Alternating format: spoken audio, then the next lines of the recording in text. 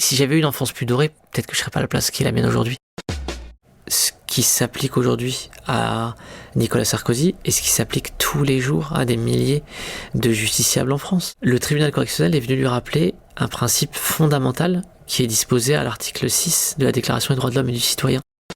Un chercheur, après un débat sur la question des reproductions sociales, il m'avait dit: oublie jamais qu'on te cite souvent en exemple et tout, mais que tu restes encore aujourd'hui largement l'arabe qui cache la forêt. Bonjour à toutes et à tous. Juste un mot avant de commencer l'épisode. Si le podcast vous plaît, pensez à vous abonner à la chaîne. Et bien sûr, likez, commentez, partagez l'épisode autour de vous. Ce sont des petits gestes, mais c'est le meilleur moyen de soutenir Pause. Merci beaucoup de faire ces pauses avec nous chaque semaine. Et maintenant, place à notre invité du jour. Très bonne écoute. Bonjour à toutes et à tous. Je suis Alexandre Mars et vous écoutez Pause, le podcast où on prend le temps.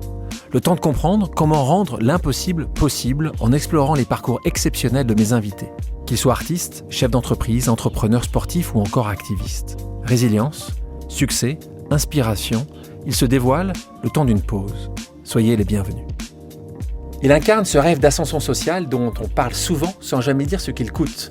Un parcours exemplaire, celui d'un fils d'ouvrier et d'une femme de ménage, tous deux immigrés marocains qui a grandi dans le Val d'Oise et qui est devenu magistrat puis porte-parole du ministère de la Justice, mais aussi fondateur d'une association en faveur de l'égalité des chances. Mais derrière la vitrine de la réussite, il a vu les fractures, les plafonds de verre, les exclusions invisibles. Il s'est juré de ne pas être qu'un symbole, mais une voix. Il croit à la justice, mais il connaît les failles. Il croit à l'égalité, mais il a vu ses mirages. Cette semaine, je reçois un homme de loi, mais aussi un homme de foi. Foi en quelque chose de plus grand, la justice, la méritocratie, la France telle qu'elle devrait être.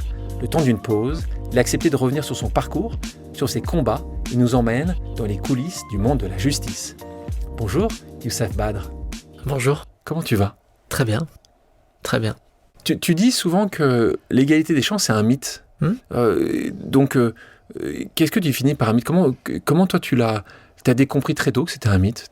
Alors, je n'ai pas forcément compris très tôt. Je l'ai analysé plus tard. Je l'ai vécu. Sauf que je ne mettais pas de mots dessus. Parce qu'en fait, c'est pas quelque chose sur lequel je focalisais. Et puis, un mythe, c'est tout simplement que ça n'existe pas. Et ça n'existe pas en France, c'est la réalité. Je l'ai compris plus tard, quand, en regardant dans le rétroviseur, des années plus tard, une fois arrivé, parce que pour moi, vraiment, il y a eu le point de départ et le point d'arrivée. Le point d'arrivée était l'objectif que je m'étais fixé très tardivement dans les études, grâce à un prof, d'intégrer l'ENM. Et à partir du moment où j'ai vu mon nom sur cette liste, l'École nationale de la magistrature. D'accord. Voilà. Le jour où j'ai vu mon nom sur cette liste, je me suis dit, maintenant tout ce qui va arriver, ce sera du plus. Voilà. Même si c'est le début de ma carrière professionnelle, enfin le début de tout, puisque j'étais jeune étudiant, je finissais de mes études, je terminais là. Pour moi, je me suis dit ce jour-là, et je l'ai fait. Voilà, je l'ai fait, parti de très peu, de rien. Et je suis sur cette liste très sélective, avec beaucoup de gens qui me ressemblent pas. Et en fait, c'est en regardant dans le rétroviseur, je me suis dit, mais en fait, pour reprendre une expression de Nicolas Mathieu qui parlait d'école de garde de triage, je me suis dit, mais en fait, c'est une hécatombe si je regarde tous les gens qui étaient avec moi au lycée ou à la fac, quoi. Et ce qui est intéressant, c'est que tu n'étais pas le meilleur de ton collège, mais certainement pas, mais pas le meilleur de ton lycée. Donc on te retrouve aujourd'hui à un poste extrêmement rare. En tout cas, vous n'êtes pas nombreux à avoir ce poste-là, et encore moins qui ont une consonance d'origine, là pour le coup marocaine ou Afrique du Nord. Mais ce qui, moi, m'amuse aussi dans ton parcours, c'est que on aurait pu dire, tiens, il a un exemple où il a travaillé extrêmement dur, très jeune. Toi, t'étais quand même difficile. T'as eu des années extrêmement chaotiques. T'en as fait quand même perdre quelques cheveux avec certains de tes professeurs. Et on parle souvent de rencontres. Toi, je sais que plus jeune, t'étais quand même...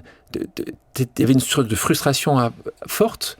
Et d'ailleurs, toi, au départ, ce que tu le dis d'ailleurs, tu dis, tu voulais faire de l'argent. En fait, tu t'es rendu compte à quel point manquer d'argent, c'était quand même plus que compliqué. Oui, c'était compliqué. C'est des années qui sont complexes parce que les gens pensent qu'une fois qu'on est arrivé au bout du but, c'est terminé et tout. En fait, on traîne ça toute sa vie. Et vraiment, on traîne ça toute sa vie et on traîne ça notamment en termes quasiment presque de charge mentale.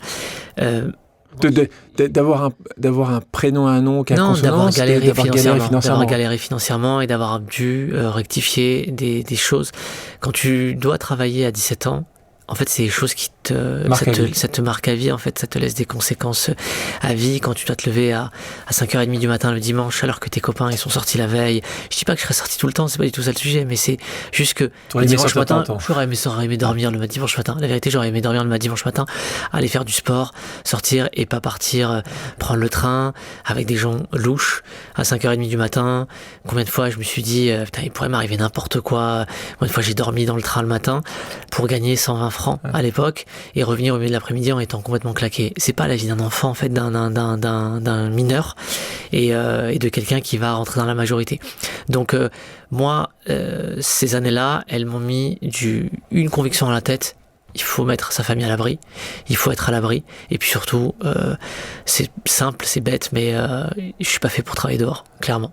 Voilà, donc moi je m'étais dit, en fait, il y a une raison pour les études, c'est qu'il faut essayer de se mettre à l'abri le plus possible. Là, tu parles de 17 ans, c'est intéressant. Si on revient à tes origines, donc j'ai parlé en introduction donc de tes parents, tes origines marocaines. T'en es en plus très fier, t'aimes profondément le pays de tes parents.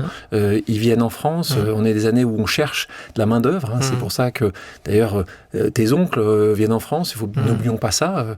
La France a été aussi a appelé un grand nombre de personnes à venir sur notre territoire pour travailler. Souvent des métiers très difficiles, dur, donc pas faciles. Donc tes parents arrivent sans vraiment bien parler le français. Sans parler du tout. C'est aussi qui est assez donc parler berbère, parler arabe. Donc c'est aussi une intégration difficile.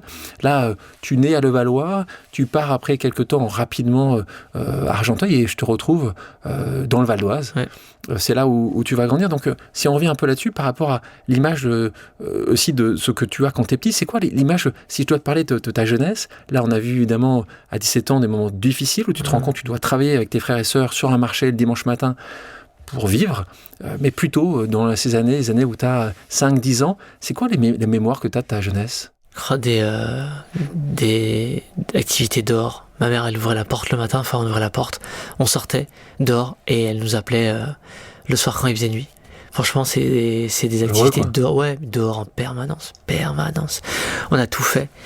J'ai joué là avec mon fils et ses copains de sa classe il y a quelques jours à la gamelle. Je sais pas si tu connais ce jeu auquel on a joué, mais tellement de fois, petit. C'est jeune, avec un bal de foot. Ça passe après dans la génération d'après.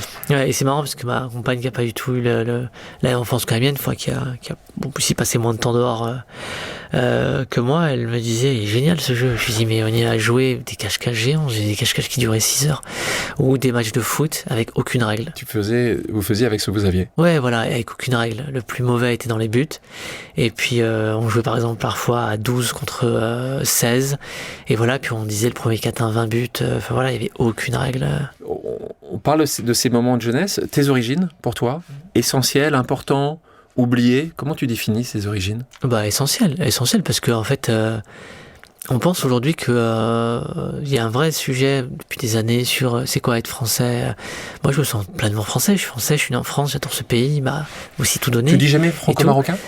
Si, je dis franco-marocain, mais je suis français parce que je suis né en France. Mais par contre, il y a une partie de moi qui est marocaine. Et ça change rien, en fait, à ce que je suis, en fait. Et non, pour moi, il s'agit pas du tout de l'effacer ou de l'oublier ou pas. C'est que ça fait partie de moi et je suis très attaché à ça. Et j'y vais régulièrement et je vis comme une richesse, une énorme richesse, une chance de dingue, en fait. Ouais, on est nombreux à aimer le Maroc et les Marocains. Et quand on parle de ces origines-là, toi, tu as gardé ça. Mais un autre point qui était important quand tu es jeune, c'est que tu dois souvent parler de tes parents. Comment toi tu le vis, ça, le fait que tes parents parlaient pas ou très mal le français, le fait qu'il y en avait un qui était ouvrier, l'autre qui était femme de ménage. Est-ce que toi, rapidement, tu as eu un regard des autres qui était un peu oblique? Est-ce que ça arrivait plus tard? Non. Quand justement tu te retrouvais avec des gens d'autres classes sociales, que tu t'es dit juste on est vraiment différents? Bien plus tard. Alors franchement, petit, ça m'a jamais traversé l'esprit, mais surtout, c'est que il y a un élément qui est important, c'est qu'on habite dans une barre d'immeubles où il y a des gens qui nous ressemblent, en fait. Donc pour moi, et d'ailleurs mon collège, les gens me ressemblent, au lycée aussi, à l'IUT de Villetaneuse à la fac, pareil, c'est une fac cosmopolite, 80% de boursiers, plus black, blanc, beurre, d'ailleurs plus de black et de beurre que de blanc, mais très cosmopolite. Donc en fait, en réalité, vraiment le moment où je découvre que les origines sociales ont un poids hyper important dans la suite, c'est vraiment quand je décide de me dire le concours de la magistrature. Et c'est là vraiment où il y a un gap. Et pour moi, c'est vraiment, mais c'est hyper tard. C'est l'arrivée à la Sorbonne en 2005. Où je me dis, mais où est-ce que je suis en fait? Je suis sur une autre planète en fait. Et toi, tu dis, d'ailleurs, c'est un terme que tu dis, t'es ni héritier ni pistonné en fait. Et donc, dans toutes ces années-là, ce qui n'était pas le cas quand tu étais au collège, au lycée, mais un peu plus tard après, tu t'es rendu compte que c'était quand même plus facile pour d'autres, c'est ça? Oui, bien sûr. Et puis surtout, ce que je découvre, c'est que il y a tout un pan de gens de ma génération que je ne vois jamais, que je n'ai jamais vu, et en fait qui vivent dans la même société, au même moment, mais dans un autre univers en fait.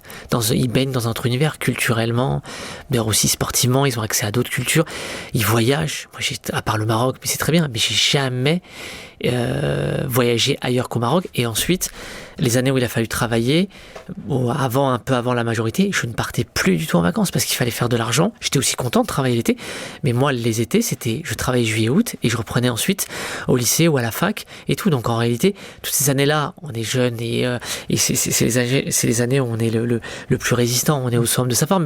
Mais c'est juste que je suis très très peu parti en vacances. Mais justement, là, tu évoquais un de tes enfants, tu as 2 enfants aujourd'hui avec ton épouse, mais est-ce que tu penses que cette résilience, moi quand je vois ton parcours, et quand j'étudie, quand je t'écoute, quand je te lis, parce que tu as aussi écrit un livre qui est là, pour une justice aux 1000 visages, est-ce que tu penses justement que ce côté à vouloir combattre, parce que moi quand je te vois, je vois un combattant, quand je te lis, je vois un combattant, quelqu'un qui a souffert de cette différence. Tes enfants, justement, est-ce qu'ils iront beaucoup, que toi tu n'avais pas?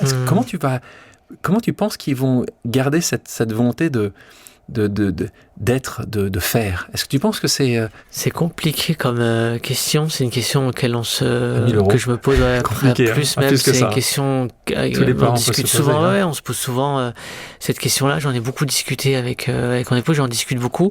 Comme ils sont encore petits, même si l'aîné commence à comprendre, je lui dis que l'histoire qui est la mienne, c'est pas la sienne. Que lui, il va construire sa propre histoire et qu'il faut déjà d'une part pas qu'il se compare, parce que du coup, on n'a pas du tout la même trajectoire. Moi, je suis plutôt quelqu'un de très protecteur et tout. Là, mes parents étaient plutôt, nous laissaient vraiment vaquer et se rendaient peut-être pas compte de l'univers et du danger aussi que ça pouvait représenter de laisser ses enfants mineurs dans la rue le matin tôt pour aller travailler. Et ensuite, surtout, moi, j'ai pas spécialement d'ambition pour eux. Moi, je pense que je suis arrivé. Si j'avais eu une enfance plus dorée, peut-être que je serais pas à la place qui est la mienne aujourd'hui. Peut-être que j'aurais fait autre chose, sûrement d'ailleurs, radicalement autre chose. Moi, c'est juste que la trajectoire de vie m'a amené à me retrouver dans l'univers du droit, destin. Et puis ensuite, m'a ramené on m'a proposé un jour de me challenger sur quelque chose qui était presque inatteignable. Et je me suis dit, en fait, il faut le faire. Il faut le faire pour me prouver aussi quelque part que je suis capable de le faire aussi, et aussi parce que ça m'intéressait. On va justement parler de ces moments d'études parce que il est compliqué à comprendre pour les gens qui nous écoutent ou qui nous regardent comment un jeune qui a une enfance difficile, mais surtout qui n'est pas un excellent à l'école, qui trouve que il parle mal aux professeurs, les professeurs leur répondent par l'appareil, enfin c'est pas forcément évident. À quel moment tu t'es dit ça? À quel moment tu t'es dit il faut quand même que je m'y mette un peu parce que tu t'y es mis, et c'est quoi, c'est en terminale, c'est une rencontre avec quelqu'un, c'est une réalité, tu t'es dit il faut quand même que tu aies fait des études, j'ai jamais mal parlé à un prof, tu dis que c'est eux qui te parlaient mal. Eux parlaient mal, moi je répondais pas mal parce que je me serais jamais permis de faire ça, mais par contre ils qualifient ça d'insolence. Moi j'estimais que c'était quasiment mon devoir de résistance en fait à certaines réflexions qui étaient totalement scandaleuse. Je veux dire, on est dans les fin des années 90. Genre, par exemple, on est au fond de la classe ou à avant-dernier rang, on est dans une classe qui est pas très grande, il y a 2 maghrébins, 2 blacks, elle nous dit, la belle brochette de petits voyous et tout. C'est pas une manière de s'adresser à des lycéens, ça. Et moi, je dis à mes camarades, mais vous trouvez normal la façon dont elle nous parle? Il y a quelque chose qui est pas normal, là. Et je lui dis, madame, c'est pas normal, vous pouvez pas nous parler comme ça, pourquoi vous parlez pas comme ça aux autres? Donc, j'en désigne d'autres, clairement, dans la classe. Et elle me dit, attendez, vous prenez, vous me tenez pas de tête, voilà, donc en fait c'est monté, ça arrivait régulièrement, ou par exemple, notre phrase dont j'ai le souvenir très précis, Elle nous dit s'il se passe quelque chose. C'est un lycée difficile. C'est un lycée difficile. Il n'y avait pas de grillage à l'époque. Il y avait des mecs qui venaient faire du quad dans la cour, au milieu de la cour. Il y avait souvent des embrouilles entre quartiers. Il y avait parfois souvent des bagarres et tout. Donc un jour il y a un incident pas très loin de la classe et puis elle nous dit mais c'est vraiment l'accumulation. Elle dit de toute façon s'il se passe quelque chose dans cette classe, faut pas chercher très loin et tout. Puis elle nous regarde. Bon, elle est ouvertement raciste. Il faut appeler un chat un chat. Voilà, il y a pas de. Sauf que ce que je comprends à ce moment-là, c'est qu'en fait, tu peux pas lutter contre le système quand t'es un petit, excuse-moi l'expression, un petit merdeux, entre guillemets, et que tu représentes rien. Et je n'étais rien. J'étais un petit gamin de 16 ans, je n'étais rien pour elle, et je n'étais probablement rien tout court, elle avait raison. Donc voilà, donc, tu passes, tu te prends un premier avertissement conduite, un deuxième, et puis tu dégages de l'établissement. Voilà. T'as souvent dégagé comme ça des établissements? En tout cas, celui-là, t'as bougé. J'étais en terminale. Non, en première, je me suis fait exclure 3 jours. D'accord, mais exclure 3 jours parce que tu as juste dit madame. Parce que je tenais tête. Elle considérait que j'étais insolent. Et elle considérait, par ailleurs, d'autres profs considéraient que je l'étais aussi. Que j'agaçais. Voilà. C'est plus un faisceau d'indices. C'est clair. Non, c'est clairement mais j'en tire vraiment aucune fierté. J'en tire plutôt des enseignements. J'arrive en terminale, donc l'été de la première est très compliqué et il faut travailler et tout. Je pars pas en vacances, je n'avais pas de partir et tout, donc je le vis vraiment très mal. J'ai souvenir vraiment de grande solitude dans le quartier à attendre bêtement que l'été passe. J'arrive en terminale et puis je tombe sur une prof. C'est un peu tendu parce que je sais qu'elle a été briefée par un prof de l'année avant. Je sors et puis il y a le CPE qui avait eu un de mes grands frères et ma grande sœur dans l'établissement. C'était bien passé avec eux? Oui, c'était bien passé avec eux. Mon frère me ressemblait. Oui, mon grand frère il me ressemblait un peu. Par contre, ma sœur c'était très très bien passé. Voilà. Bon, et il me fait venir dans son bureau et il me dit un truc génial. Il me dit un truc. T'en fais ce que tu veux parce que je me fiche de toi. En fait, tu n'es pas mon fils, tu n'es personne pour moi. Je te le dis juste parce que j'ai eu ton frère et ta sœur et t'en fais ce que tu veux. Et il me dit les profs rentrent une journée avant, quelques jours avant. Ouais. Il me dit à ta prof principale de l'année dernière, qui a discuté avec une de tes profs de cette année, et elle lui a dit à ta Badr, bonne chance. Lui, dans quelques années, de toute façon, à mon avis, je pense qu'il est en tôle. Voilà. Et il me dit, t'en fais ce que tu veux, et moi, ça m'aurait pas plu. Franchement, Et donc, je suis sorti de son bureau, et je me suis dit, c'est donc ça, en fait, c'est donc à ça, en fait, qu'on aboutit. Une étiquette, tu colles une étiquette sur quelqu'un, c'est un voyou, il n'y a plus rien à en tirer, il est récupéré avec tout. Je n'ai rien fait, j'ai jamais insulté un prof, j'ai jamais manqué de respect à un prof, j'ai jamais violenté. Enfin, je veux dire, c'est même pas dans c'est pas dans mon truc. J'ai juste dit ce que je pensais. Voilà, exactement. À quelqu'un qui n'avait pas sa place là où elle était à ce moment-là, clairement. Voilà. Et c'était peut-être pas la seule, mais à côté de ça, j'ai rencontré aussi cette année-là des profs géniaux, mais qui pouvaient rien faire pour moi, qui me regardaient au conseil de classe avec un air désolé en me disant tu vas te faire allumer, et c'est ce qui s'est passé. Et je me suis dit, donc en fait, on te met dans une boîte, et tu y restes. Et je me suis dit, en fait, tu sais quoi, ton seul objectif, il est très simple, tu prends ton bac et tu te barres. Voilà, c'était mon seul objectif. Donc j'ai avalé mon chapeau. Cette année-là, j'ai souvenir de certaines réflexions de certains profs, mais je me suis dit, tu sais quoi, tais-toi, laisse tomber. J'ai eu très bonne note cette année-là, très très très bonne note, mais j'avais toujours cette étiquette de potentiel fouteur de merde, excusez-moi l'expression, mais c'était comme ça qu'on m'appelait, et que la proviseure adjoint m'appelait. En tout cas, ce qu'elle avait dit à ma sœur en ma présence. Et je me suis dit, il faut que tu aies ton bac et que tu te barres, et j'ai eu mon bac et je me suis barré. Voilà. Donc là, tu as ton bac. Est-ce que tu commences à apprécier travailler à l'école? Pas forcément. D'accord. Non. Comme le lycée, j'ai pas du tout aimé le lycée. J'ai pas aimé le lycée, j'ai détesté le lycée. Je garde un très bon souvenir du jour des résultats du bac et de ma dernière sortie de l'établissement. C'est libération. Voilà, libération. Et je me suis dit, je m'en vais. Je me suis fait moucher par... je voulais une école de commerce. Je me suis fait moucher par toutes les écoles de commerce que j'avais candidaté. Ta première, tes notes de première, c'est pas mal. Pas tellement les notes, le comportement. J'ai voulu, sur conseil de ma sœur, appeler une des directrices de l'école. Sur le fixe, à l'époque, j'avais pas de portable. J'appelle le fixe de mes parents, secrétariat. Je supplie la dame de me passer à la directrice. J'entends « Allô ?» Je dis « Oui, bonjour ». Et donc je me présente, j'étais un gamin, j'avais 17 ans, quoi. Et elle me dit « Qu'est-ce que vous voulez, monsieur ?» Et je dis « Madame, écoutez, j'ai candidaté, j'ai pas eu de réponse. Je voudrais vraiment me permettre d'insister, vous dire que... » Et elle me dit « Monsieur, je me rappellerai toute ma vie, je ne dirige pas un cirque. » Et je lui dis, mais madame, j'ai pas candidaté un cirque, j'ai candidaté. Et elle me dit, non, mais j'ai vu au bulletin de première, je ne cherche pas un clown. Et elle raccroche. Et je me dis, mais c'est probablement une des meilleures punchlines, en fait, qu'on m'ait faites, parce qu'elle m'a mouché, je n'ai rien pu dire, donc j'avais rien à dire. Et voilà, et donc je pars à l'IUT de Villetaneuse. Là, tu te trouves à Villetaneuse. Ouais. Et là, meilleures années de ma vie. Et là, c'est ce qui t'amène Dans le droit. dans le droit. Hein. Mais ça t'amène directement dans le droit. Tu commences à toucher de différentes choses. Rapidement, tu dis... Cela, il faut se souvenir encore, et tu le dis, et encore une fois, je te remercie, parce que pour certaines personnes, ils peuvent réécrire une histoire quelques années après. Toi, à ce moment-là, t'as ton bac, une certaine liberté, et d'ailleurs, c'est le terme que tu dis, tu dois faire de l'argent. Pour toi, il faut que tu permettes à ta famille, oui, tu as compris la difficulté de ne pas avoir d'argent, et là, ton objectif au départ, c'est plutôt de faire du commerce, je suppose, c'est plutôt de faire de la vente, on est d'accord, c'est moins de faire du droit. Travailler dans le privé. Hein. Travailler dans le privé, faire de l'argent, être libre. C'est quoi, quand t'as 18 ans, c'est quoi? Parce que ta maman te dit que toi, c'était pilote de chasse quand t'étais tout petit. Mais c'était quoi, quand t'as 18 ans, tu t'espères quoi? Aucune. Rien du tout. Tu veux juste trouver un salaire Moi, je veux juste aller à l'IUT, et puis je me dis, comme j'ai eu des bonnes notes en terminale et que j'ai un facteur confiance est remonté, je me dis, on va voir à l'IUT ce que ça donne.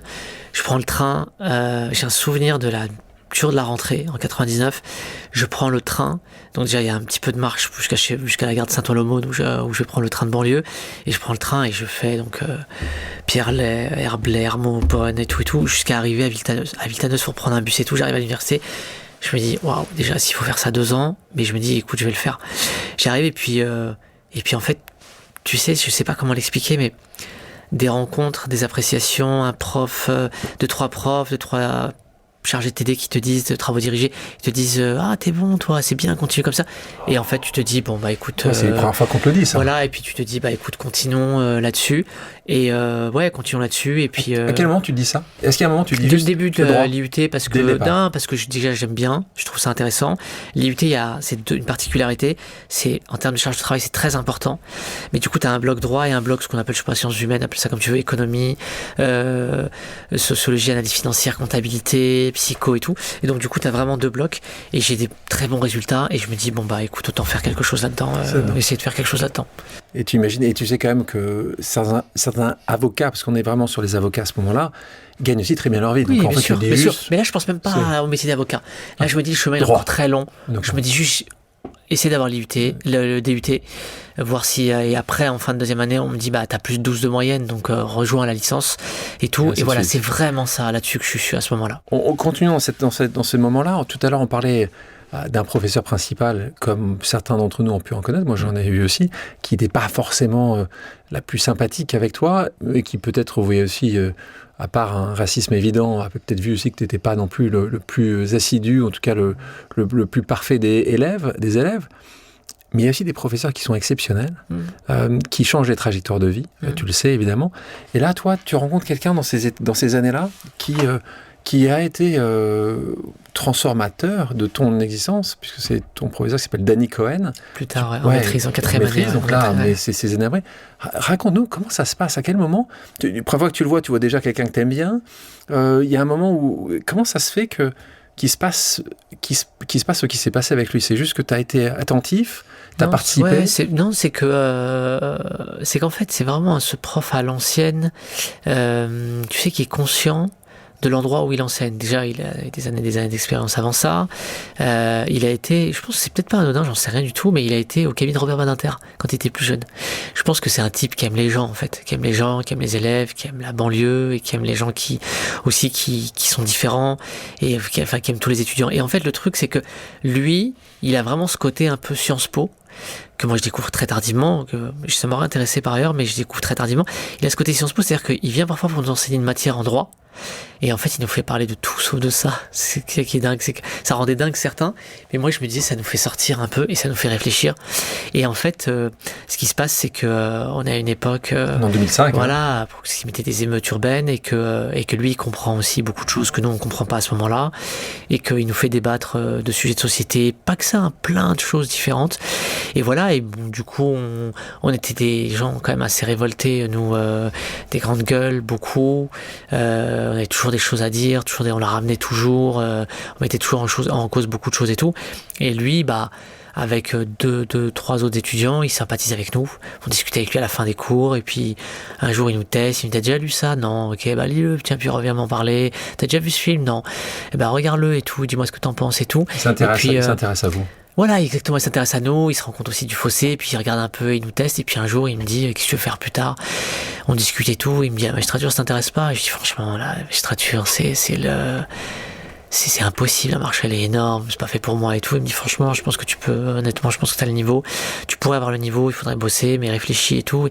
Et comme j'étais un ambitieux, un orgueilleux, plein de choses comme ça, je réfléchis une nuit et je lui dis ok, vas-y, on y va. Go, voilà. Bon, après, ça a été 2 ans de traversée du désert. Si on s'arrête 2 secondes sur cette relation-là, Danny Cohen, Youssef, c'est intéressant quand même ce sujet-là. Est-ce qu'aujourd'hui tu penses que ça serait aussi évident, on n'est que 20 ans après et on sait que la difficulté est très forte entre des communautés, entre différentes communautés. Tu penses que ça pourrait se rejouer, ce film, aussi facilement aujourd'hui entre un Danny et un Youssef? Ouais, je pense que ça pourrait se rejouer. C'est vrai qu'aujourd'hui, on a 20 ans après, je me dis peut-être que c'est un raisonnement, peut-être que je me trompe, mais j'ai l'impression qu'aujourd'hui c'est devenu plus compliqué de regarder l'autre comme étant quelqu'un qui te ressemble en fait de regarder plus de choses plus de points communs que nos différences. Ouais, c'est vrai qu'aujourd'hui quand j'y réfléchis, quand je vois à quel point la société est fracturée et tout, je me dis c'est quand même beau quelque part et sympa que ce soit un type, et tu sais qu'on s'est jamais regardé comme ça, tu sais qu'on n'a jamais discuté de nos origines, c'est ça le plus dingue. On n'a jamais discuté de nos origines. Il a dû me demander quelle nationalité étaient mes parents un jour dans une discussion, mais moi je lui ai jamais parlé de son rapport à son famille, à sa religion s'il en avait une, s'il croyait en Dieu. On n'a jamais discuté de ça. Mais c'est vrai qu'aujourd'hui, tu te dis que ce soit un type probablement juif, tu vois, Danny Cohen, assurément, oui, il y a de fortes chances qu'il y ait quelqu'un comme moi, dont il savait, tu vois, que j'étais de confession musulmane et tout ça, à intégrer, à réussir juste sa vie, en fait, à faire quelque chose de sa vie d'intéressant. C'est vrai qu'effectivement, tu te dis aujourd'hui, alors c'est peut-être des exceptions comme ça, mais il n'empêche que je trouve que c'est chouette. De bien en parler, donc merci Danny. D'ailleurs, Danny, on l'a contacté. Et Danny, c'est vrai ? Ouais, on a contacté. Il a une question pour toi. Et je te la lis. Qu'est-ce que tu préfères dans ton métier et qu'est-ce qui t'est le plus désagréable? Ce que je préfère dans mon métier, c'est le contact avec les gens, et notamment le contact avec les jeunes. Ça va lui faire plaisir, ça. C'est le contact avec les jeunes, parce que être juge à Bobigny, c'est absolument pas anodin. La moyenne d'âge, elle est très très jeune, que des gens d'une vingtaine d'années. Que je regarde parfois et je me dis, il ressemble tellement, où je me revois tellement dans certains trucs. Ce que j'aime le plus, c'est ça. Ce que le plus difficile, c'est condamner des gamins parfois lourdement. T'es obligé de le faire parce que des faits qui sont très graves et tout. C'est ça le plus difficile. Et c'est de se dire, est-ce que lui, il a compris pourquoi on a pris cette décision-là? Et ça, le fait de pas savoir et de se dire, lui, potentiellement, il va nourrir de la rancœur en se disant, j'ai pas été écouté et tout. C'est ça le plus difficile. Le plus difficile, c'est d'exercer son métier. À quel moment tu t'es dit, le droit, c'est une arme? Ça, dès la première année. C'est pour ça que je me suis toujours dit, celui qui est capable de bûcher, de potasser et de maîtriser parfaitement le code de procédure pénale, par exemple, ou le code de procédure civile, ou je sais pas moi, les dispositions du droit de la consommation et tout, mais il faut être capable, hein. Il est monstrueux, en fait. Il est monstrueux parce qu'en fait, il est capable de tout attaquer, très vite, je me suis dit, ça répond à des cas, ça peut répondre à des cas concrets de la vie de tous les jours. Mais c'est un travail de soutien, hein. Il faut être capable de chercher, il faut savoir chercher, il faut rédiger rapidement, il faut être capable d'aller chercher les dispositions et ensuite être capable de convaincre. Et après, on parle de Sorbonne, parce que tu nous as parlé tout à l'heure de la Sorbonne. Là, tu fais un gap pas uniquement de distance, mais là, le monde est totalement différent entre les gens avec qui tu es à Villetaneuse et les gens avec qui tu te retrouves à la Sorbonne. Comment ce manque de code, tu vas y répondre? Comment tu te retrouves avec ce gap culturel extrêmement fort? Première semaine, premier jour, quand tu arrives, comment ça se passe? Alors, j'y réponds pas spécialement. La chance que j'ai, c'est que j'en ai 3 à partir de Villetaneuse. Donc, du coup... Vous restez tous les 3? Ouais, on n'est pas du tout dans le même DEA, dans le même master, quoi. Aujourd'hui, master 2. Mais on n'est pas dans le même DEA, mais on se voit régulièrement. Notamment avec mon pote Graziano, on se retrouvait souvent à la bibliothèque Cujas en face du Panthéon. En fait, on se réfugie dans le travail. Il y a 0 secret. C'est l'année où on a le plus bossé, lui et moi. Franchement, on en parle encore aujourd'hui en se disant, mais c'est fou ce qu'on faisait, en fait.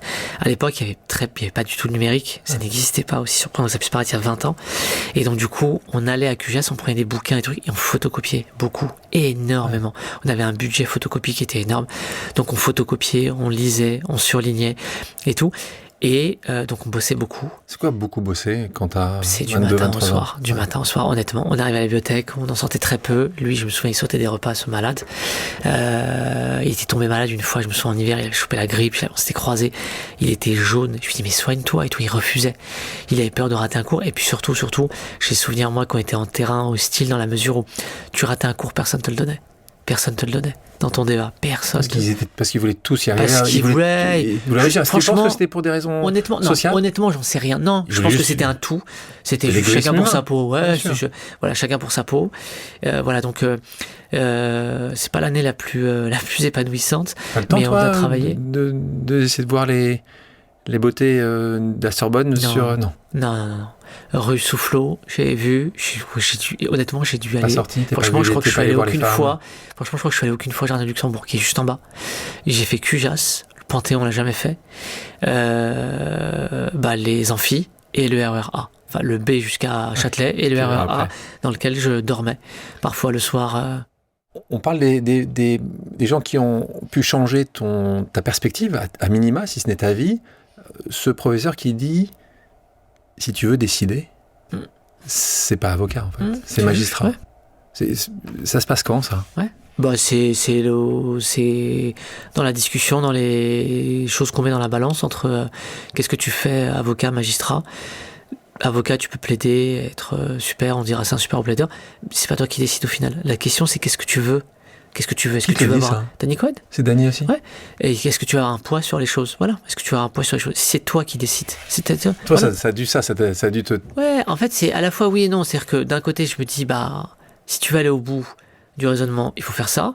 Et de l'autre côté, tu découvres après quand tu intègres l'ENM que le poids de la décision, ce que je t'ai dit tout à l'heure, c'est l'aspect le plus difficile du métier. C'est finalement le truc qui te pèse le plus. Hier soir, j'étais invité par une association à Saint-Ouen. C'était génial. 2 heures d'échange avec une quarantaine de jeunes de 16 ans de Saint-Ouen. À un moment donné, quelqu'un de l'asso interpelle un jeune et lui dit, au lieu d'interpeller le juge en parlant de moi, en lui disant pourquoi vous condamnez pas ci, pourquoi vous faites pas ça et tout, il lui dit qu'est-ce que tu aimerais faire toi? Et il dit cette phrase que je trouve absolument géniale et qui dit toute l'intelligence de ce petit. Et il avait tout compris. Et il dit juge je pourrais pas, avocat moi. Et il lui dit pourquoi pas juge? Et il dit juge je pourrais pas parce que je prendrai jamais la responsabilité de condamner quelqu'un. Et je trouve que c'est très très bien dit. C'est très très bien dit.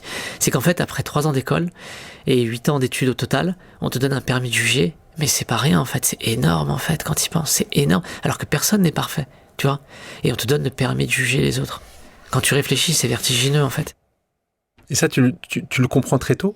Ou c'est je le comprends en arrivant à l'école. Je le comprends, oui, en arrivant à l'école. Je sais le poids, en arrivant à l'école, et je me dis... Mais c'est pas juste un sujet, d'ailleurs, pour vous, magistrats? Est-ce que c'est pas trop tôt, 8 ans après? Est-ce qu'il devrait pas avoir... C'est quoi les garde-fous? Garde-fous, il y en a plein. C'est parce que l'expérience, ça joue quand même pas mal dans tous les métiers. Franchement, honnêtement, oui, l'expérience, elle joue. Mais franchement, honnêtement... Je suis pas sûr que ce soit une question de jeunesse. Tu penses que tu peux avoir les mêmes décisions à 30 qu'à 50, toi? Ah ouais, je pense. Sans les mêmes, sans erreur. Honnêtement. Okay. Ah, mais de toute façon, tu peux trouver des magistrats à 50 ans où tu te diras, voilà, et l'inversement. Ouais, je pense vraiment, franchement, sincèrement, je pense vraiment que c'est pas une, et ça, j'en suis convaincu, c'est pas une question d'âge. Je crois que, quand tu rentres à l'ENM, t'as quand même 3 ans d'école, dont 1 an et demi où tu passes sous les fourches codines d'évaluateurs en permanence. Donc tu passes dans toutes les fonctions. Depuis l'affaire d'Outreau, ça s'est quand même vachement durci. T'as des redoublements, t'as parfois des exclusions. Non, je pense que si t'en as un qui tient pas la route ou qui est problématique, tu le détectes. Et il part en fait. Et il part, clairement. Si je vais te poser une question, est-ce que tu vas comprendre pourquoi je te pose la question, est-ce que tu aurais prêté allégeance au maréchal Pétain en 1940? Pourquoi cette question? La réponse est parce que je me la pose au grand oral. Et voilà, grand oral, donc t'as un grand oral pour rentrer. Grand oral, ouais. Là, normalement, t'es bon à l'oral, ça se voit. Mais en fait, le truc, c'est que c'est à ce moment-là, on est en pleine réforme des retraites, en début de l'automne 2007, et la France est dans la rue. Et le président... Déjà la réforme des retraites. Exactement, c'est faux. Et moi, franchement, le pire, c'est que j'étais pas... À l'époque, tu vois, j'en sais rien, après aujourd'hui ça regarde personne ce que je pense ou pas, mais à l'époque moi je me disais, il y avait un argument de bon sens, Nicolas Sarkozy venait d'être élu président de la République, et il y avait un argument de bon sens pour moi, dans ce qu'il disait, c'était de dire, il y a des métiers qui ont évolué, c'est plus les mêmes. Et c'est vrai que quand l'écoutant, je me dis, bah oui, il a raison, en fait. Tu vois, par exemple, le conducteur de train et tout ça, c'était pas un argument dingue, mais je m'étais dit, et je m'attendais pas du tout à ce qu'on me pose cette question-là. Mais je m'étais dit, bah en fait, il est normal qu'on fasse évoluer certaines professions, tu vois. Entre le mec aujourd'hui qui conduit le TGV et celui qui mettait du charbon dans la locomotive, c'est peut-être pas la même chose. Alors, je caricature, mais l'idée c'était faire évoluer les métiers, tu vois, qui sont devenus moins pénibles. Déjà, faut savoir qu'au grand oral, tu pioches 2 sujets, et j'en avais pioché un. Tu te dis quand même la vie, les surprises, la désobéissance civile. Je me dis, c'est fait pour moi. C'est absolument fait pour moi. Donc je prépare le truc, l'exposé n'est pas dingue, mais j'ai des choses à dire. Et il me dit, vous avez parlé de la réforme des retraites. Donc ils sont 5. Le président, c'est un magistrat de la Cour de cassation, à plus haute juridiction française. Et il me dit, il y a des Français dans la rue aujourd'hui et tout. Qu'est-ce que vous pensez de la réforme des retraites? Il faut revenir dessus, il faut l'abolir et tout. Je développe ce que je viens de t'expliquer. Et là, il me coupe la parole. Impossible d'en placer une. Il me dit, écoutez monsieur, je suis heurté par ce que j'entends. Il me dit, je regarde dans votre dossier, il me dit, vous êtes un pur produit de la fac de droit, vous avez fait du droit civil, vous savez ce que c'est que la notion de contrat. Il y a des gens qui sont entrés dans le monde du travail il y a 40 ans, 30 ans, on leur a dit, vous partirez à la retraite à tel âge. Et là, vous venez, vous me dites, oui, il faut revenir là-dessus. Pour un civiliste, je vous le dis comme je le pense, c'est choquant. J'essaye de lui couper la parole, là, je n'arrive pas. Tu sens que t'es perdu, moi, honnêtement, je me dis, bon, c'est foutu. Je me dis, c'est foutu. Je me suis fait défoncer l'année d'avant au grand oral. Je me dis, c'est foutu. Et je te jure, dans ma tête, je me dis, je connais plein d'étudiants qui auraient rêvé d'être au grand oral, ils ne sont pas allés. Plein d'étudiants avec qui j'ai vu dans les différentes facs et tout. Je me dis, t'as été 2 fois. Pendant qu'il est en train de m'enchaîner, je me dis, t'as été 2 fois à l'oral. Franchement, sois fier. Tu sais quoi, sois fier. Réfléchis au truc. Et je passais en même temps l'examen d'avocat que j'avais eu juste avant je le passais à ce moment-là. Et donc, je m'étais dit, faut assurer mes arrières. Et quelqu'un lui coupe. Et là, il arrête. Et je lui dis, écoutez, je pense quand même qu'il faut revenir sur la réforme des retraites. Voilà. Comme je vous l'ai dit et tout. Et là, il y en a une, tu vois, une membre du jury, je me souviens, Coralie Ambroise Castero, professeure, si elle écoute un jour ce podcast, elle sait pas, mais son intervention m'a énormément aidé. Elle intervient et elle dit, en tout cas, quand vous avez une opinion, vous la défendez, vous argumentez, et malgré la charge, vous restez sur vos positions. Et ça, je pense que c'est une très bonne qualité pour un magistrat. Ou pour un futur magistrat. Je me dis, tiens, bon, elle est pas obligée de me dire ça, bon. Et là, quelqu'un enchaîne directement, il me dit, tiens, en parlant de désobéissance civile, vous auriez été magistrat sous Pétain, sous Vichy, est-ce que vous auriez prêté allégeance au maréchal Pétain? Je ne sais pas pourquoi. Rapidement, toi, ton cerveau, il est en mode survie, et donc je me dis, il faut répondre rapidement quelque chose. Si je dis oui, ils me disent, ok, salut, dégage. Et si je dis non, il faut trouver pourquoi, c'est trop facile. Et je sais pas pourquoi, je dis, non, j'aurais pas prêté allégeance au maréchal Pétain. Et comme ça, des années plus tard, j'aurais eu un amphithéâtre à mon nom. Et là, ils explosent de rire, mais vraiment, éclat de rire. Ça dure, mais une bonne minute, quoi. Bon, et là, l'oral est retourné. Tu as retourné. Et là, l'oral est retourné sans même le président qui se sentait qui était quand même contre toi. À la fin, au moment où je pars, il me dit, je ferai la demande d'amphithéâtre pour votre nom et tout. Moi, je sors, j'en sais rien. Une étudiante me saute dessus, elle me dit, mais t'as cartonné, tu te rends pas compte, en fait. T'as raison, parce que c'est public. C'est public. Et elle me dit, mais t'as cartonné, mais je pense que tu te rends pas compte. Et après, ils m'ont posé des questions, et j'avais plein de trucs que je savais, plein de choses que j'ai pas racontées parce que ça se raconte pas, mais je viens de souvenirs très précis. On a parlé d'Antigone, de plein de choses, donc j'ai réponse à tout. Et je te jure, il y a une question, ils me disent, ils me posent une question sur les araignées, un truc improbable. Et j'avais vu un reportage sur Ushuaïa à l'époque qui expliquait que les araignées en fait étaient indispensables à la survie de l'homme parce qu'en fait c'est elles qui élimine une partie des moustiques. Il me semble que c'est un truc comme ça. Je sais plus, je les emmène là-dessus et il y a une membre du jury qui rigole et qui me dit mais il a la réponse à tout en fait. Il a la réponse à tout. Bref, et j'ai 16 et alors ce qui est aussi étonnant et en fait je le sens, en tout cas je le vois par rapport à ton parcours, il y a aussi un élément important d'un professeur, je crois, qui te dit un jour, t'es bon surtout, tu as les connaissances, mais souris un peu plus. C'est avant le grand oral. C'est avant le grand oral, ouais. Et en fait, pourquoi ? Parce que d'ailleurs, je sens cette, encore là, tu vois, cette énergie, tu vois, qui peut être soit bien ou mal canalisée, mais tu sens qu'en fait, quand je dis t'es un combattant, ça se sent, je crois, au quotidien pour les gens qui sont autour de toi. Et ça, je pense que parfois, quand t'es un combattant, on oublie parfois de mettre un masque, en fait. Et ce que disait à ce moment-là, c'est « mets ton masque ». Et tu l'as mis, ce masque, ce jour-là ? Parce que vous avez fait sourire, mais quand tu es là, tu as réussi à... Je m'en suis souvenu, c'est pas pour ça, j'étais crispé comme personne. En plus, tu avais loupé l'année d'avant. Ouais, Donc j'avais d'avant. Tu peux le faire 3 fois, tu peux le faire ou c'est 2 fois Tu peux le faire autant de fois que tu veux. À D'accord, l'époque, ok. c'était 3 fois. Aujourd'hui, tu peux le faire autant de fois que tu veux. C'est à mon avis une bêtise parce que tu flingues mentalement des gamins. Quand tu l'as planté 4 fois, va te relever un truc pareil. Et oui, il m'avait dit, moi j'ai un seul conseil à te dire. T'es prêt, en fait, après ça va dépendre de trucs, mais il faut que tu apprennes à sourire. Donc là, c'est l'entrée à l'ENM. Donc là, tu te retrouves avec 2 ans de formation supplémentaire. 3 ans, excuse-moi. Donc là tu le dis, là, tu le définis comme un intrus, en fait. Oui, et puis surtout, déjà, je me dis, c'est Danny Cohen qui m'a annoncé que je l'étais admis. C'est lui qui m'a annoncé que j'étais admis. C'est lui qui m'a proposé le projet. Et c'est lui qui m'a appelé le 13 décembre 2007. J'étais chez mes parents, j'étais dans ma chambre. Et il m'a appelé et il m'a dit tu pars à l'ENM. Voilà. C'est quoi tes réactions? Tu pleures, pleures, tu vas tout de suite? Non, je ne pleuré. Je pleure pas, j'étais content.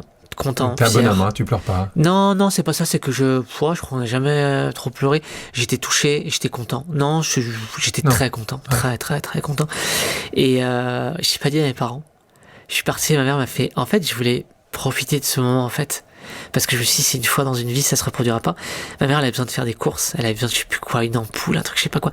Je suis allé au centre commercial des Trois Fontaines à Cergy, à Auchan. Je suis acheté les courses, je suis rentré et j'ai dit après un verre que je partais à l'ENM.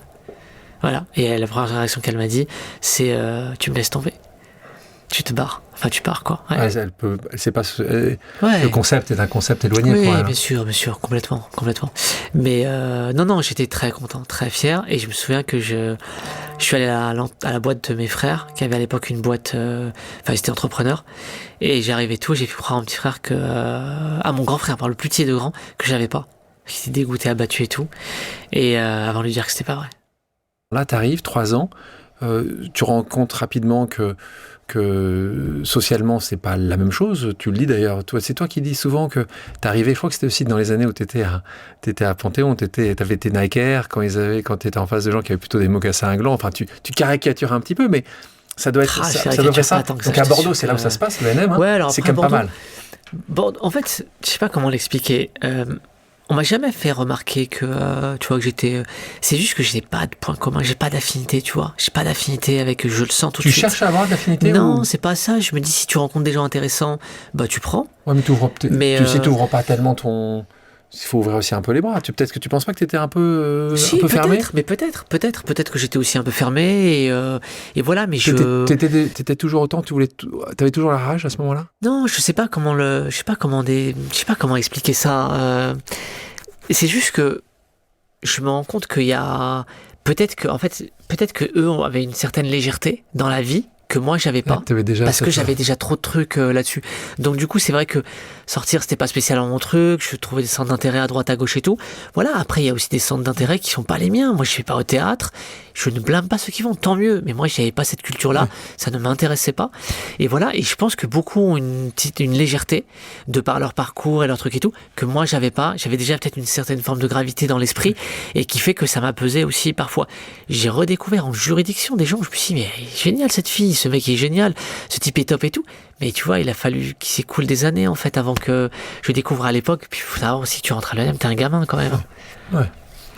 Donc voilà, animal sauvage. Comme tu dis, une gravité de la vie qui est pas la même. D'ailleurs, ce qu'on disait, on disait juste tu vas cartonner en tant que magistrat plus rapidement parce que t'as 10 ans d'avance. Ce que disait aussi. Je sais pas si une de mes profs me dit ça, tu vois. Après, je sais pas. Je pense que tout le monde a sa capacité, enfin tout le monde a. Moi je pense pas que quand t'as vécu des choses, surtout quand tu vois des gens tous les jours que tu juges, qui sont des gens avec qui t'as grandi. Il y a des situations où moi je me sens plus à l'aise, voilà. Je me sens à l'aise et voilà. Et d'ailleurs ça se ressent dans mes évals, dans mon stage et tout. Il y a pas de difficulté là-dessus.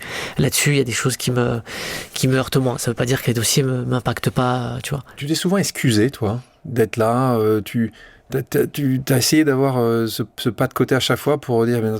Pendant très longtemps, ouais. Aujourd'hui, je le fais plus tellement, moins. Mais tu l'as encore ce sentiment de pas être. En fait, il s'est manifesté différemment. Il se manifeste dans le sens aujourd'hui où, tu sais, quand tu t'exposes sur un sujet comme celui-là, parce que tu es convaincu de ce que tu fais, et parce que tu es convaincu que c'est important pour le vivre ensemble, et aussi à quelques années d'échéance totalement incertaine pour la France, le sentiment que j'ai aujourd'hui, c'est plus un sentiment un peu de stress parfois de me dire, fais gaffe, si tu ripes sur un truc, tout le monde va te tomber dessus. Tout le monde. C'est de ça dont je suis conscient. Alors que tu veux dire que c'est qu'on pardonnerait plus facilement à quelqu'un qui... C'est juste qu'on va me dire, tu l'as beaucoup ouvert, maintenant tu vas, voilà, tout le monde va te tomber dessus. Voilà, c'est... Ouais. Il y en a qui seraient contents de devoir trébucher, c'est ça que tu veux dire? Bah, je pense, ouais. Je pense, sans être méchant, mais je pense, ouais. D'ailleurs, en parlant là-dessus, et c'est des phrases que tu donnes aussi. Tu me parles de punchline tout à l'heure, que tu as reçu assez tôt, tu en donnes aussi souvent. Tu dis qu'est-ce que ça veut dire d'être l'arabe qui cache la forêt? Tu vois, c'est un terme qui vient de toi, Sarah. C'est une expression qu'un chercheur m'avait dit. Ouais. Un chercheur qui t'avait dit ça? Ouais, un chercheur après un débat sur la question des reproductions sociales, la question de la reproduction sociale auquel j'étais, et puis il m'avait dit oublie jamais qu'on te cite souvent en exemple et tout, mais que tu restes encore aujourd'hui largement l'arabe qui cache la forêt. Je me suis dit c'est... T'as regardé ça d'ailleurs, c'est dans ton livre, les chiffres sont extrêmement intéressants dans ton livre parce que tu l'as documenté avec des données.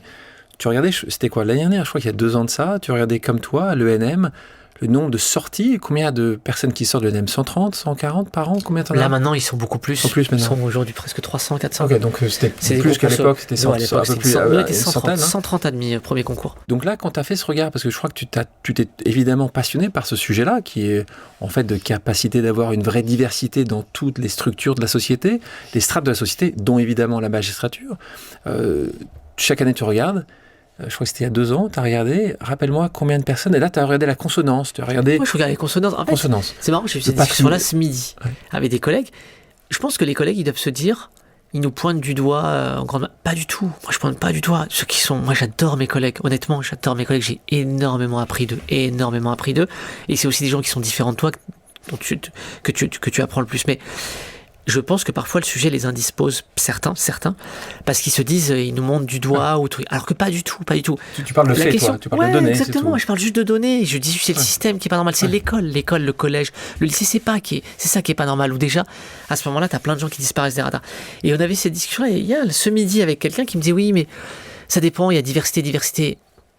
Non, si tu rentres dans un tribunal, tout le monde est blanc, me dis pas qu'il y a de la diversité, c'est pas vrai, premièrement. Je dis pas que dedans, il n'y a pas des gens qui n'ont pas galéré.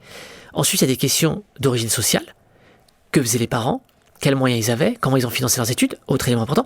Et puis ensuite, que tu le veuilles ou non, c'est une réalité. Je regarde la liste. Bien sûr que c'est pas une science exacte. Néanmoins, je pense qu'à mon avis, elle est pas loin. Ouais. Je pense de la réalité.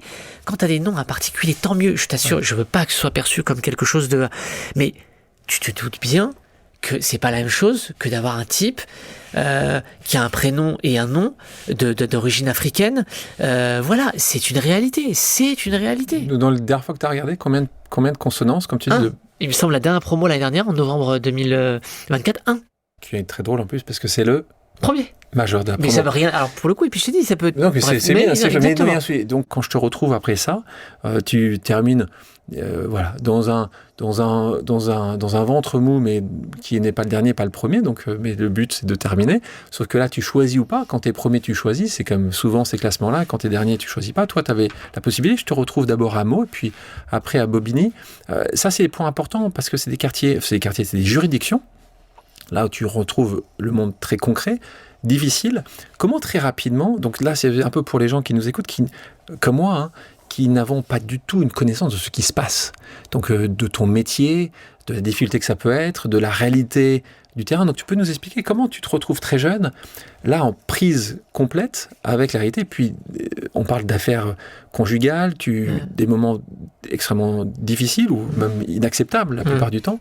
Comment tu fais pour survivre à ça quand, matin, midi et soir, tu es plutôt en train de traiter des choses difficiles? C'est rarement des bons sujets que tu traites au quotidien encore aujourd'hui.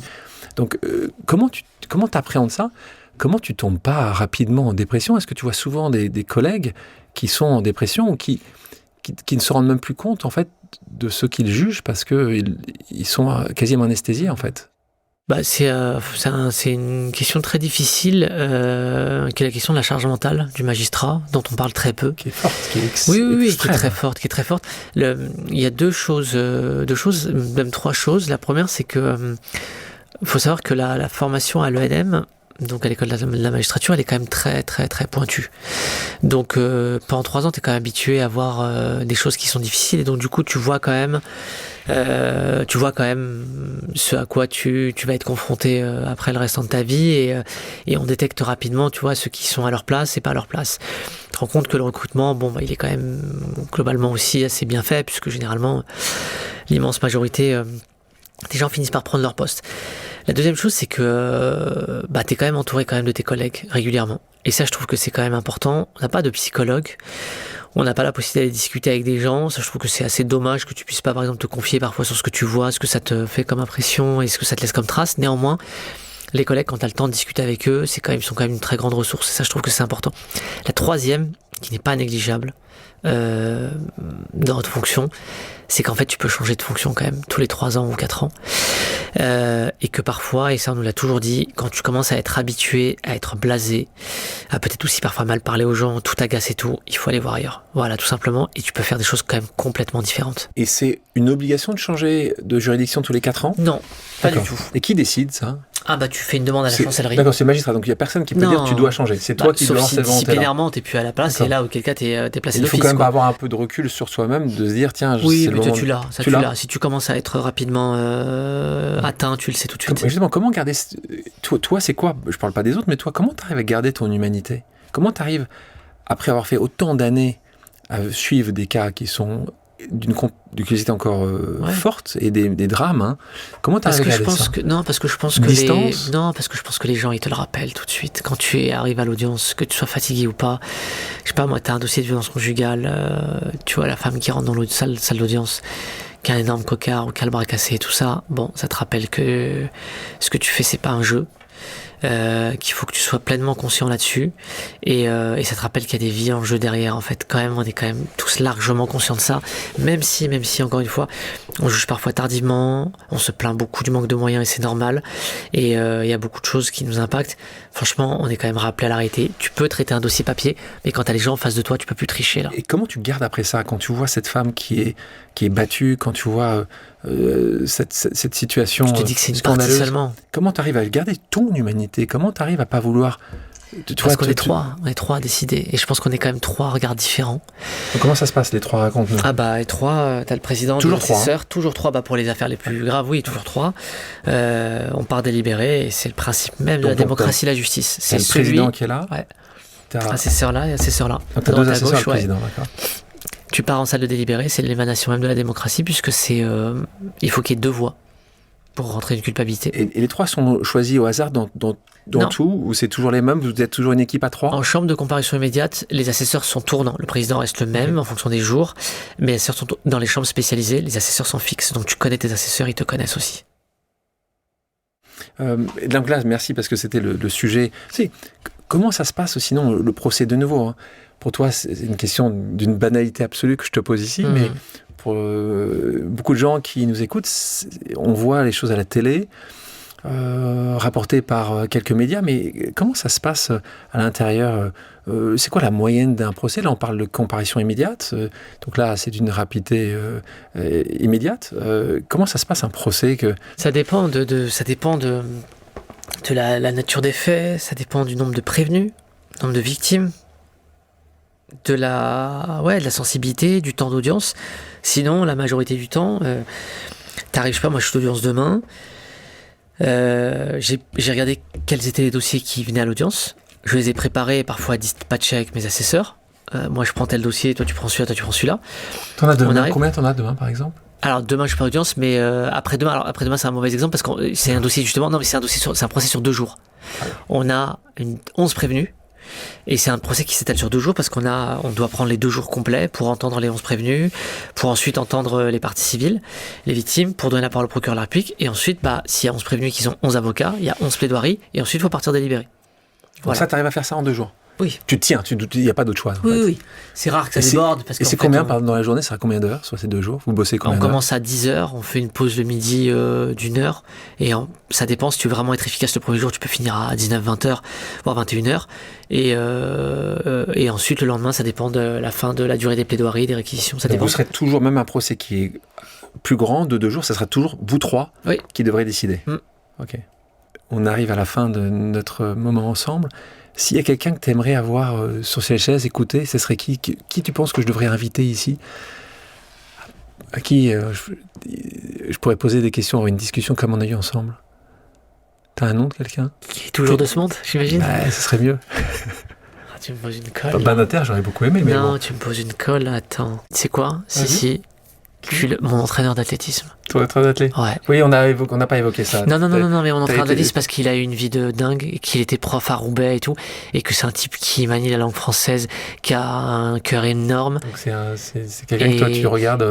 Ouais, voilà. Et puis tiens, parce que je pense qu'il a beaucoup de choses à transmettre, contrairement à ce qu'il peut penser et tout. Et je pense qu'il y a beaucoup de gens qui auraient des choses à apprendre, quel que soit le milieu de ce type-là, ouais. Qui s'appelle? Son nom, Jean-Jacques. Jean-Jacques.